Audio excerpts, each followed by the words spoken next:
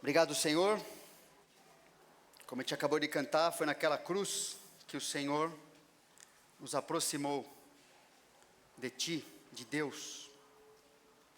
Começou a transformar nossa vida, a partir do perdão dos nossos pecados, um relacionamento restaurado contigo, porque o Senhor fez tudo que precisava ser feito para derrubar a inimizade entre nós pecadores e o Deus santo, puro, justo que o Senhor é. Agradecemos porque estamos aqui, todos nós que éramos inimigos, filhos da desobediência, pessoas que por si mesmas ou qualquer coisa que fizessem, de maneira alguma não havia nem a possibilidade de sermos aceitos por causa dos nossos pecados, da nossa natureza pecaminosa, da nossa culpa verdadeira. Mas o Senhor eliminou tudo isso, porque o Senhor deu o seu sangue para nos perdoar, nos lavar, purificar, nos apresentar diante de Ti, baseado naquilo que a gente também cantou aqui, que é o que somos em Jesus. O Senhor nos olha e por isso requer de nós uma vida condizente com a do Teu Filho Jesus, porque é nessa identidade que o Senhor está nos formando, e nós queremos te agradecer por isso, por nos reunir como Teu povo, para aprender mais de Ti, e aprender mais do Senhor, como o Senhor mesmo disse, traz descanso verdadeiro para a nossa alma. Nos dá direção segura para vivermos nesse mundo oposto ao Senhor e aos Teus princípios. Mas vivermos em segurança, porque estamos andando com o Senhor, que é Senhor, dono de tudo, o nosso Pai, o Rei do Universo. E nós te agradecemos em nome de Jesus. Amém. A mensagem de hoje, vamos ver que seguir a Jesus significa priorizar seu relacionamento com Ele e seus discípulos. Baseado em Lucas 8, trecho de 3 versículos, 19 a 21. Onde está escrito: vieram ter com ele sua mãe e seus irmãos, e não podiam aproximar-se por causa da concorrência do povo. E lhe comunicaram: tua mãe e teus irmãos estão lá fora e querem ver-te. Ele, porém, lhes respondeu: minha mãe e meus irmãos são aqueles que ouvem a palavra de Deus e a praticam. Conforme você vai ver nos outros evangelhos, né, evangelhos sinóticos, que é os evangelhos que têm conteúdos repetidos, que é Mateus, Marcos e Lucas. Nos outros evangelhos, então, de Mateus e Marcos, e também na harmonia dos evangelhos, lembra que a gente tem procurado ajudar o nosso entendimento, perceber como aquela harmonia é uma organização cronológica da vida e do ministério do Senhor Jesus. Então, esse trecho que a gente leu agora, ele vem antes daquele que aparece na nossa Bíblia, dos versos 4 a 18 aí no Evangelho. Ele está no versículo 18, né? Versículo 19 a 21. Mas, na verdade, ele vem antes dos versículos 4 a 18, onde a gente tem a parábola do semeador. Ok? E esse trecho, tem um outro trecho que vem antes dele, que é o trecho de Mateus 12, 22 a 32, e Marcos 3, que a gente vai ver um pedacinho aqui, e tudo a gente vai tratar em Lucas 11, quando chegar lá em Lucas 11, tá bom? A gente vai tratar do conteúdo desses trechos. Mas, aqui em Marcos 3, ok? A gente lê, na sequência que foi acontecer na vida e ministério do Senhor. Então ele foi para casa, não obstante a multidão afluiu de novo, de tal modo que nem podiam comer. E quando os parentes de Jesus ouviram isto, saíram para o prender, porque diziam: está fora de si. Os escribas que haviam descido de Jerusalém diziam: ele está possesso de Belzebu, e é pelo maioral dos demônios que ele espelha os demônios. Esse trecho acima aqui, esse trecho que a gente leu agora, ele está interrompido justamente entre os versos 21 e 22, onde se encaixa o trecho de Lucas que a gente está tratando hoje. Então, quando acaba o verso 21, Lucas é a continuação disso. Lucas 8, 19 a 21 é a continuação. Então, o trecho que a gente vai estudar vem após o verso 21, do que a gente acabou de ler, e aí a gente pode entender melhor o contexto desse ensino de Jesus, quando ele foi questionado quanto à atenção que daria para sua família de sangue, representada aqui por sua mãe e seus irmãos. Então a sequência é essa aqui, ó. Então ele foi para casa, não obstante a multidão afluiu de novo, de tal modo que nem podiam comer, e quando os parentes de Jesus ouviram isto, saíram para o prender, porque diziam: está fora de si. E aí tem o trecho que a gente vai ver. Vieram ter com ele sua mãe e seus irmãos, e não podiam aproximar-se por causa da concorrência do povo. E lhe comunicaram: tua mãe e teus irmãos estão lá fora e querem ver-te. Ele, porém, respondeu: minha mãe e meus irmãos são aqueles que ouvem a palavra de Deus e a praticam. Ora, uma verdade teológica, aqui é um parêntese, né? Que nos ajuda a formar convicção na área de defesa do Evangelho, que Paulo menciona muitas vezes nas cartas, né? Ele estava incumbido não só de pregar, mas de defender o Evangelho, de mostrar como que Deus revelou para nós é a verdade, com um monte de tipo de comprovação, tanto da própria palavra de Deus, que o judeu sabia, quanto da história, como foi acontecendo. Que tem um nome técnico de apologética, mas não precisa se preocupar com isso, tá bom? É a área de defesa do Evangelho, da gente ter certeza que isso aqui não foi inventado da cabeça de ninguém, né? Ela esbarra em um monte de doutrinas que são importantes para nós. Agora, uma convicção bíblica importante que já nos ajuda aqui, se usada com sabedoria e mansidão, como está lá em 1 Pedro 3, porque não é simplesmente, né, eu sei de alguma coisa e taca na cara dos outros, não é isso que Deus falou para a gente fazer, para pregar o Evangelho, né? Então, isso nos ajuda a apresentar o Evangelho de maneira mais fiel a Deus, como é o interesse lá de 1 Pedro 3, 15 a 16. A doutrina católico-romana tenta defender o quê? Uma das coisas é a teologia da virgindade perpétua de Maria, não é? Maria era virgem e permaneceu assim durante toda a sua vida, e tem outras teorias em volta disso.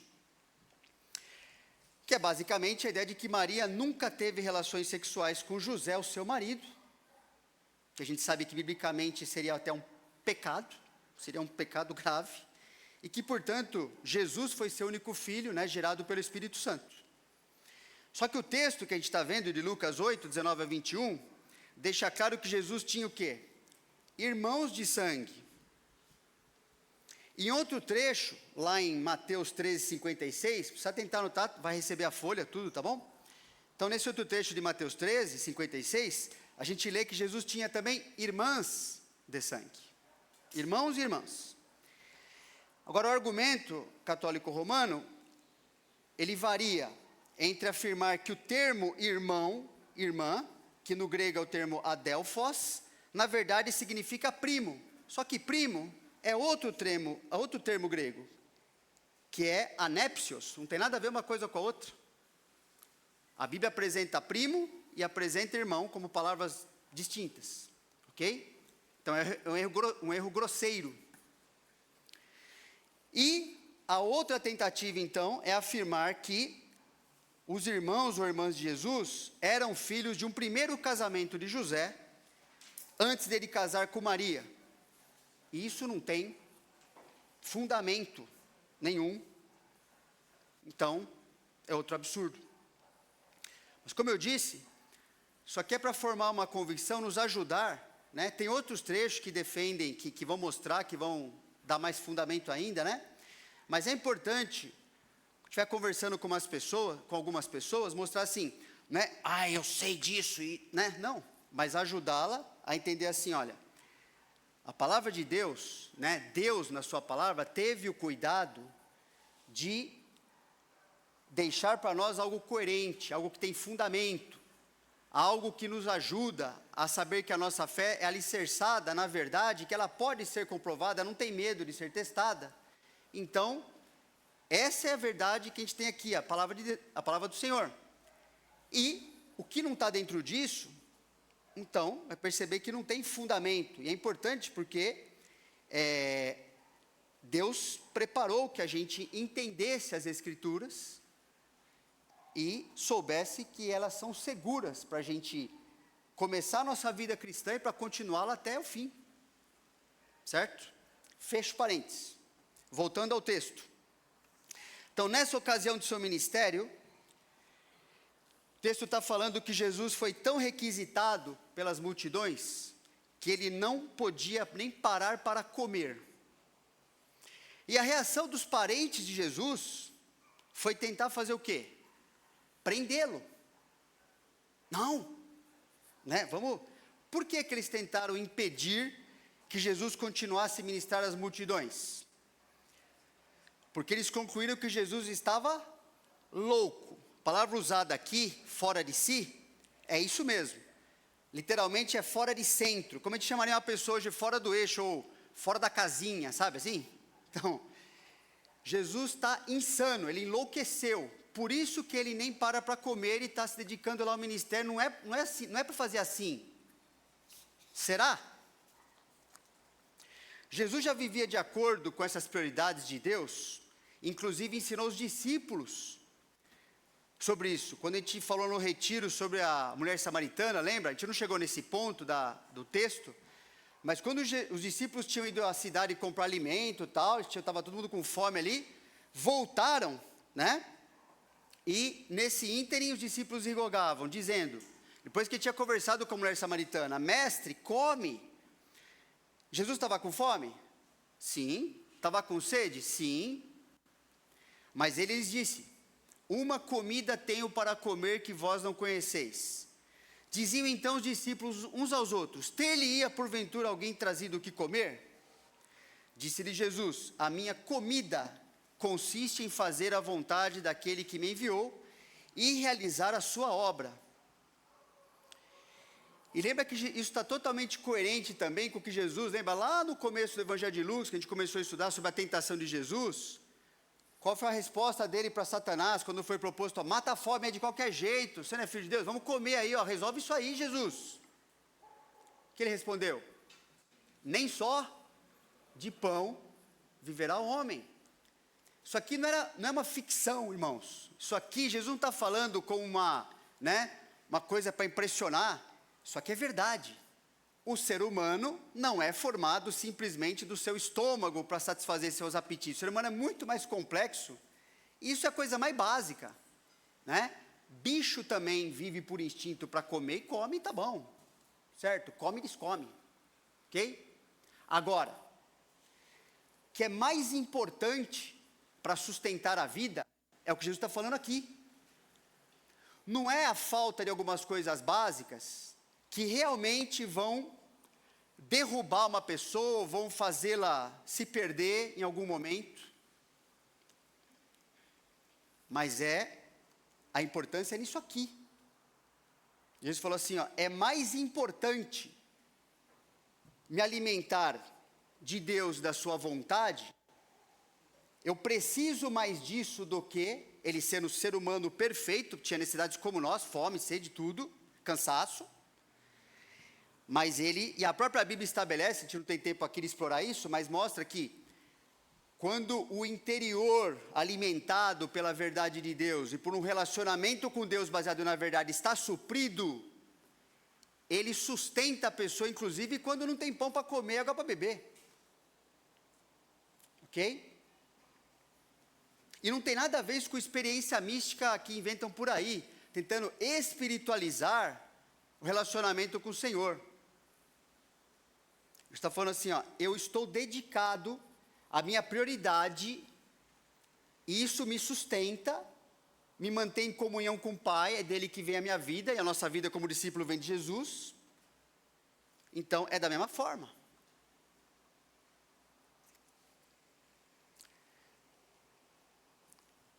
Agora, o nosso coração, ele cria interpretações para situações e reage conforme essas interpretações, basicamente por dois motivos. Eu não entendo, então falta de entendimento dos fatos, da situação. Ou eu não quero, posso até entender, mas eu não aceito os fatos. E os meus desejos estão sendo frustrados, eu não quero isso aqui, eu não estou afim de viver desse jeito. Então, ou eu não entendo, ou eu não quero. Geralmente essas duas coisas andam juntas. Agora, o texto de Marcos 3, 20 e 21, que a gente viu, que é aquele que antecede esse, afirma que a família de Jesus interpretou que o envolvimento intenso de Jesus em seu ministério, a ponto nessa ocasião, nem poder comer. Não é que Jesus não comia, né? Ele comia, tem passagem bíblica que mostra ele comendo com os discípulos, descansando, normal. Nessa situação, não estava dedicado ali para aquelas necessidades das multidões. Era porque Jesus havia perdido o juízo. Então, eles não entendiam, e nem perguntaram para Jesus. Simplesmente, a interpretação deles foi essa. Se ele não está vivendo de acordo com o que a gente considera normal, ele está doido. Certo? Eles não entenderam a prioridade. Muitos deles não eram discípulos de Jesus, né? Muitos dos seus parentes. Portanto, não entenderam a necessidade de Jesus se envolver dessa forma no seu ministério. Eles concluíram que Jesus estava errado. E até mesmo insano, louco ao viver daquele jeito. Por isso, sua reação foi tentar prender Jesus. Vamos impedir que ele continue fazendo a vontade de Deus. É isso que ia ser a situação. Então, eles acreditavam com sinceridade que essa seria uma coisa boa a se fazer em relação a Jesus. Mas se tivessem feito isso, eles estariam fazendo o que, na verdade? Contra a vontade de Deus, estariam pecando. Mesmo com as boas intenções, não interessa. O entendimento estava errado. E em relação a não gostarmos, seja o segundo aspecto, não quero, não gosto, frustra meus desejos, meus planos, enfim, o texto de Lucas que a gente está vendo esclarece algumas coisas. Então, no verso 19, Lucas 8, 19, que a gente viu aí, o texto diz que por causa da concorrência do povo, a mãe e os irmãos de Jesus não podiam aproximar-se dele, ou seja, eles ficaram frustrados por não terem acesso a Jesus como eles gostariam de ter, para fazer o que achavam que deviam fazer, ou até mesmo com a preocupação legítima em relação a Jesus. Só que daí? Não havia entendimento correto, então já compromete os desejos também. Então, eles se aproximaram e falaram assim, então eles não foram atendidos como gostariam, a mãe e os irmãos de Jesus. E a própria comunicação de Jesus, no verso 20, a comunicação que fizeram a Jesus, no verso 20, tua mãe e teus irmãos estão lá fora e querem ver-te. E a resposta de Jesus, no 21, demonstra que Deus não vai se moldar aos desejos do nosso coração, ou modificar o seu plano, nem as prioridades do seu plano, só porque ele frustra os nossos planos, que normalmente são a forma de vivermos para nós mesmos. E Deus não vai se moldar a nós. Não é Deus que precisa ser transformado, certo? Ele é perfeito.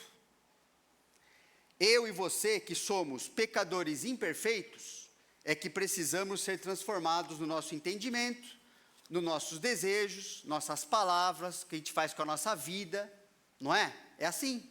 Deus não precisa disso. E mesmo assim as pessoas, ou pela falta de entendimento de ver que Jesus era Deus, ou por não quererem que a vontade de Deus fosse feita, tentaram agir de maneira contrária ao que Deus queria. E Jesus não permitiu, lógico. Então, nesse trecho que a gente está vendo, Lucas 8, né, 19 a 21, especialmente nesse versículo 21, a gente vê que Jesus responde, então ele resolve a falta de entendimento, tanto a falta de entendimento quanto a falta de aceitação, se querem ou não, ao ensinar que a obediência e submissão dos discípulos de Jesus ao evangelho de Jesus, que inclui o quê? O que ele está fazendo aqui? Fazendo discípulos. É uma prioridade acima de qualquer compromisso ou qualquer relacionamento nesse mundo, até mesmo acima dos nossos relacionamentos familiares mais profundos e intensos que você tenha na sua vida. Está muito acima. Ok? Jesus nunca desprezou sua família. Lucas 2, 51 mostra isso. Desde criança ele era submisso a seus pais, o texto diz. Jesus se preocupou com a sua mãe, até mesmo quando estava na cruz. João 19, 27 diz isso aí para nós. Esse mesmo Deus criou a família, Gênesis 2, 18 a 25, e deu os princípios para a gente lidar com a nossa família, relacionamento familiar. Lá em Efésios 5, sobre o casamento, Efésios 6, sobre pais e filhos, e tem na Bíblia um monte de coisa nas cartas pastorais, tudo assim, relacionamento que você faz com uma pessoa que tem uma necessidade, que é uma viúva, uma sogra, o que for, tem princípio para tudo. Deus não despreza a família, nunca fez isso, Ele criou a família, sustenta e dá princípio para ela viver. Mas este mesmo Deus está afirmando que sua verdadeira família, a qual ele era mais dedicado, era a sua família na fé.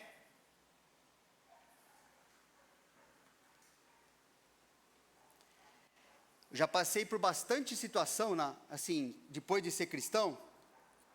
Antes de ser cristão, não respeitava muito minha família de sangue, certo?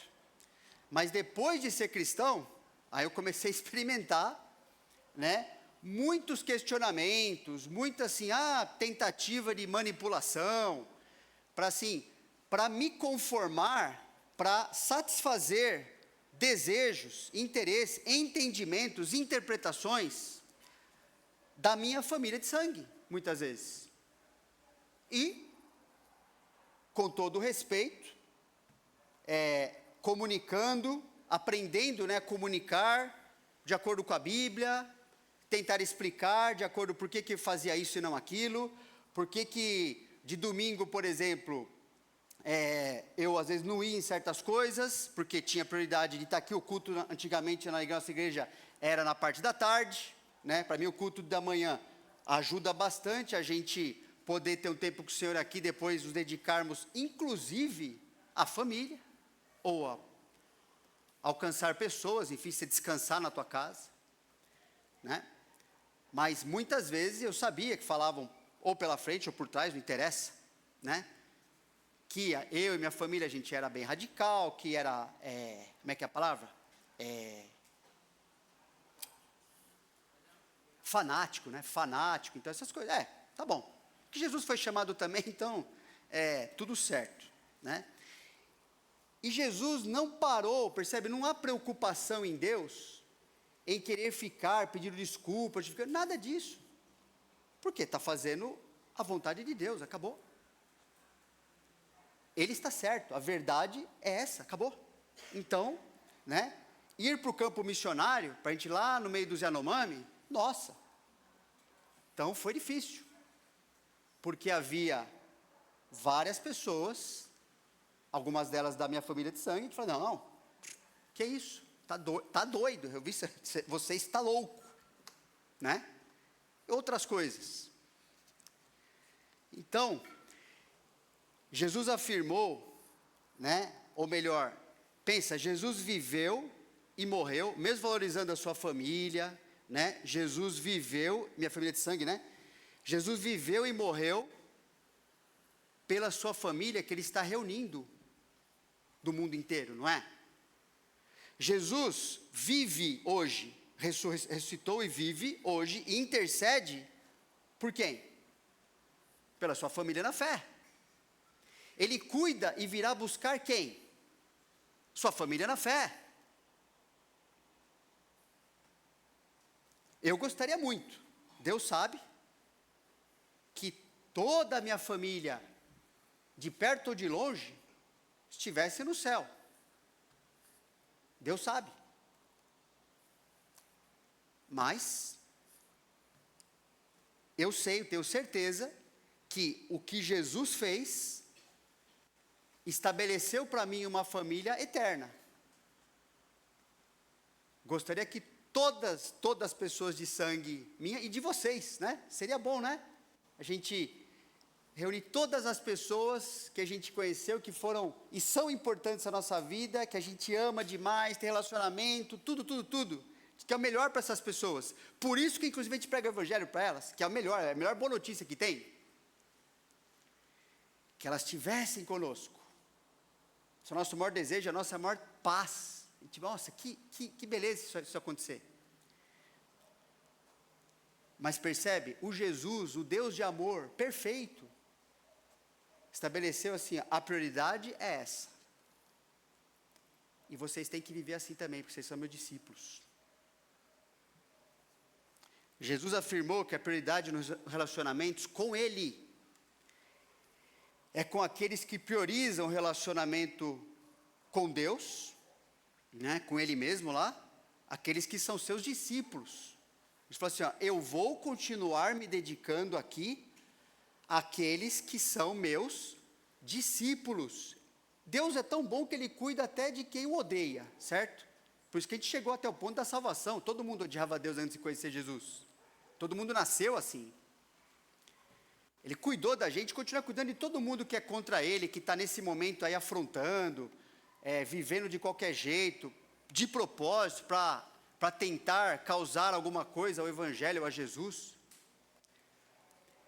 Ele cuida dessas pessoas até. Elas respiram, comem por causa dele.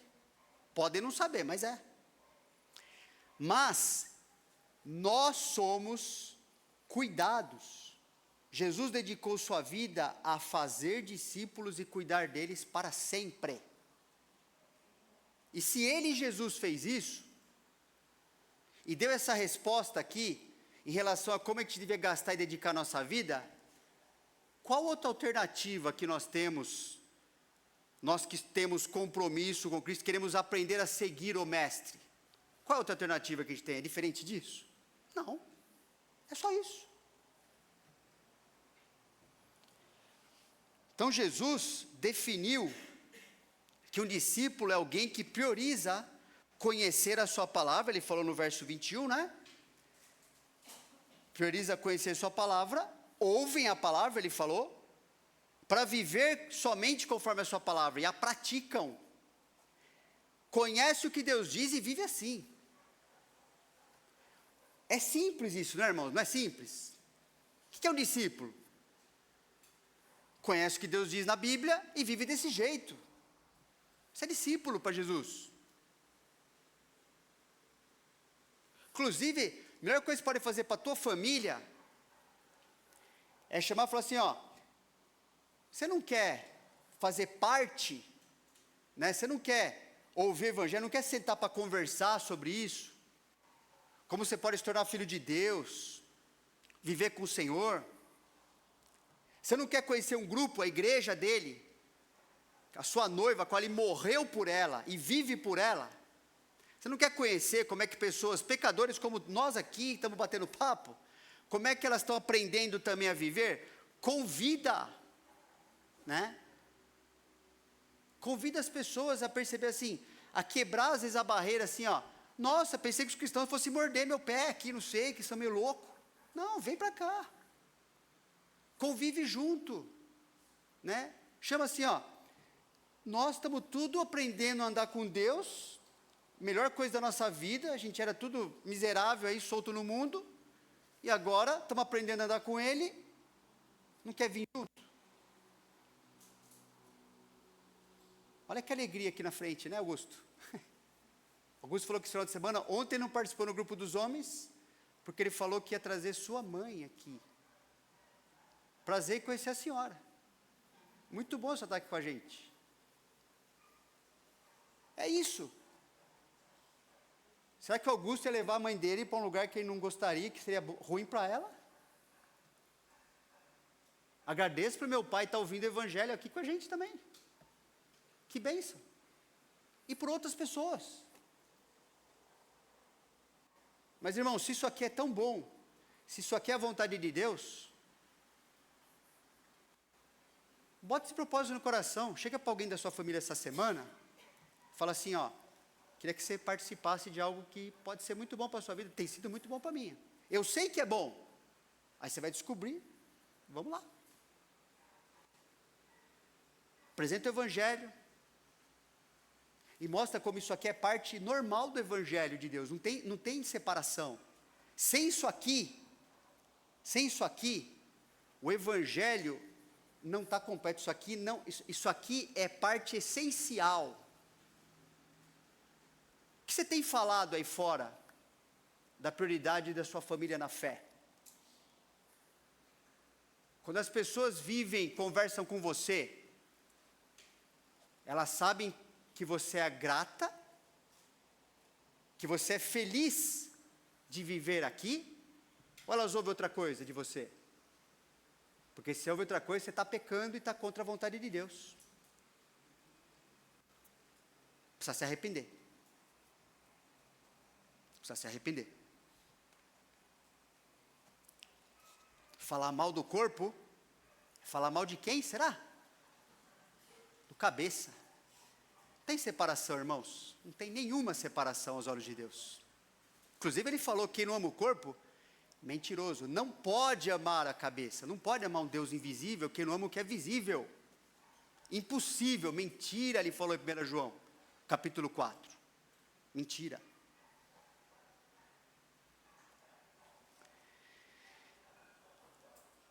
Então Jesus definiu que o discípulo é alguém que prioriza conhecer a sua palavra, para viver somente conforme a sua palavra.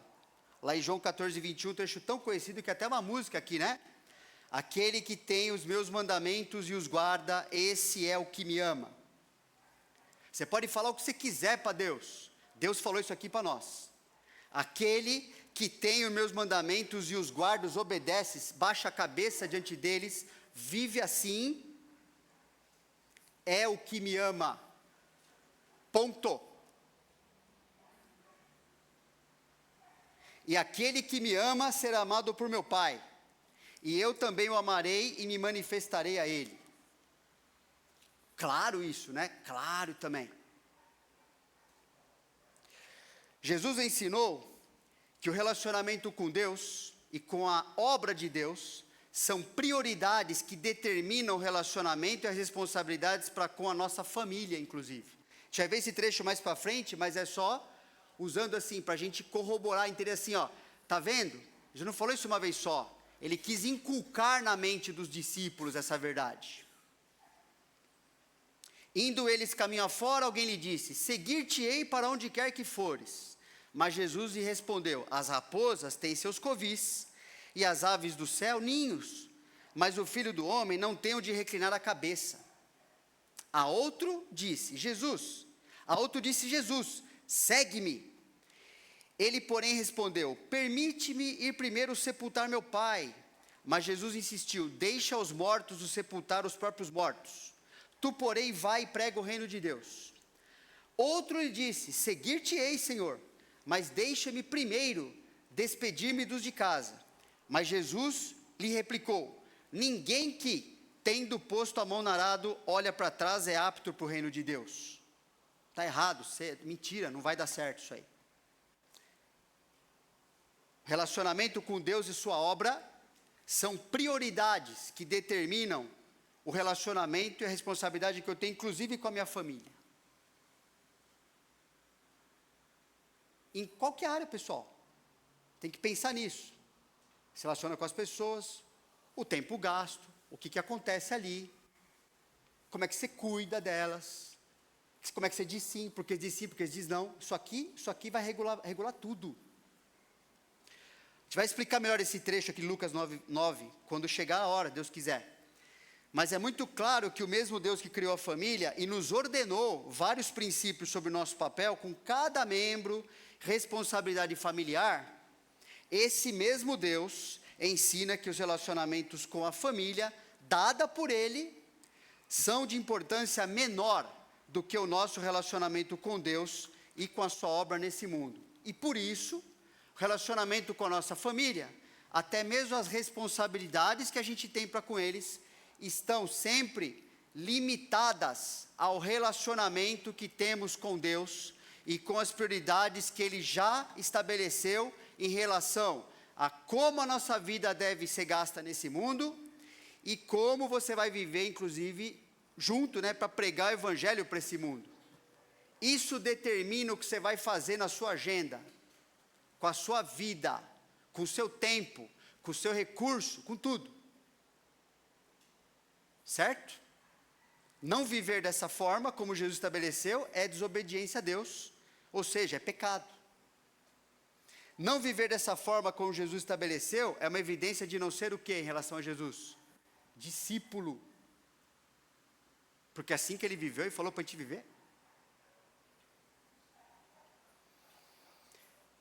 Se alguém vem a mim e não aborrece a seu pai, não vai causar algum conflito, não vai ser mal interpretado, a palavra até odiar no sentido de, é tão maior o relacionamento que tem com Deus, que o outro parece ódio.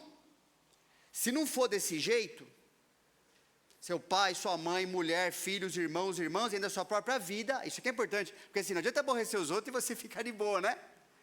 A sua própria vida, negar a si mesmo. Porque os relacionamentos muitas vezes são baseados naquilo que eu consigo, aquilo que eu quero obter das pessoas. Troca, barganha, que Deus sabe o que está acontecendo no coração também.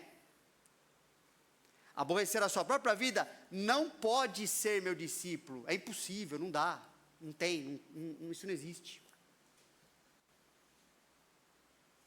Algumas implicações, irmãos, para encerrar. Temos que ter entendimento bíblico do que significa ser discípulo de Jesus e do compromisso requerido e até mesmo demonstrado pelos diversos exemplos bíblicos sobre como homens e mulheres de Deus viveram segundo as prioridades bíblicas. Então, a Bíblia nos ajuda também nisso. Temos que aceitar e preferir vivermos como discípulos de Jesus, conhecendo e praticando a sua palavra, pois esta é a forma de demonstrarmos que temos o relacionamento mais íntimo possível com Deus e Deus conosco. Isso que é verdade. A pessoa é íntima de Deus quando ela vive assim. Se não vive assim, conversa furada, conversa fiada, papo furado. Que decisões você tem tomado que demonstram que seu relacionamento com Deus determina seu relacionamento com sua família de sangue? Que decisões você tem tomado que demonstram que sua dedicação ao evangelho determina seu relacionamento com a sua família de sangue? Bastante coisa para pensar. E que decisões você tem que tomar a fim de priorizar seu relacionamento com sua família na fé, especialmente por meio da igreja local, que é onde você vive mais intensamente, ou deveria viver. Amém? Reflete, vamos refletir nisso, buscar Deus, para vivermos dessa forma. Pede a Deus, de verdade, né?